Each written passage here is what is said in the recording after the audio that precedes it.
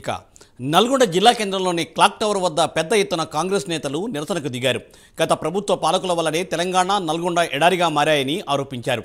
BRS ప్రభుత్వం కేంద్ర ప్రభుత్వంతో ఒప్పందం చేసుకుని ఈరోజు కాంగ్రెస్ ప్రభుత్వంపై తప్పుడు ప్రచారం చేస్తోందని మండిపడ్డారు. దీనిపై మరింత సమాచారం మా ప్రతినిధి శ్రీనివాస్ అందిస్తారు.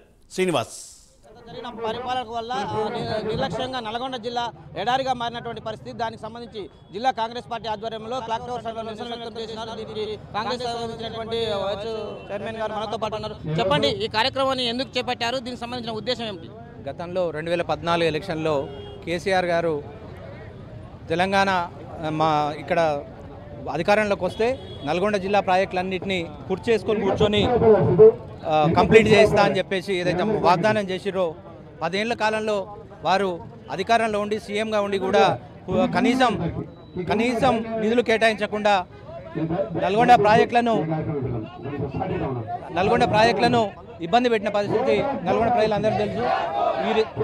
ఈరోజు నల్గొండకు నీళ్లు రాని పరిస్థితి. ఈ 10 ఏళ్ళు వర్షాలు పడ్డాయి కాబట్టిగా ఈ దుస్థితి ఎన్నడూ రాలేదు. కానీ ఇవాళ కేసీఆర్ మోసం అనేది ఈరోజు బయటపడ్డది. వర్షాలు పడకపోవడం వల్ల నల్గొండ జిల్లా ఏ విధంగా నష్టపోతుందో ఈరోజు అర్థమవుతా ఉంది. ఎందుకంటే ఏదైతే ఆంధ్రాకు నీళ్లు కేటాయించే విధంగా ఎక్కువ నీళ్ళని కేటాయించి శ్రీశైలం నుంచి వాళ్ళు తీసుకుపోతుంటే సపోర్ట్ చేయకుండా కూర్చొని ఈరోజు నల్గొండకు వచ్చి మళ్ళీ ఎలక్షన్ల ముందు ఎలక్షన్ డ్రామా ఆడుతున్నారు.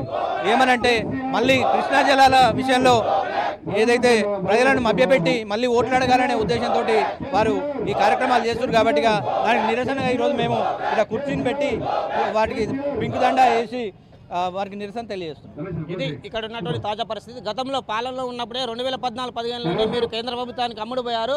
తిరిగి ఇప్పుడు డ్రామా ఆడుతూ ఉన్న ప్రభుత్వాన్ని అబాస్పాలు చేస్తున్నారు. కాబట్టి నిరసన కార్యక్రమం తెలుస్తున్నట్టు కూడా కాంగ్రెస్ పార్టీ చెప్తున్నది. Over to studio.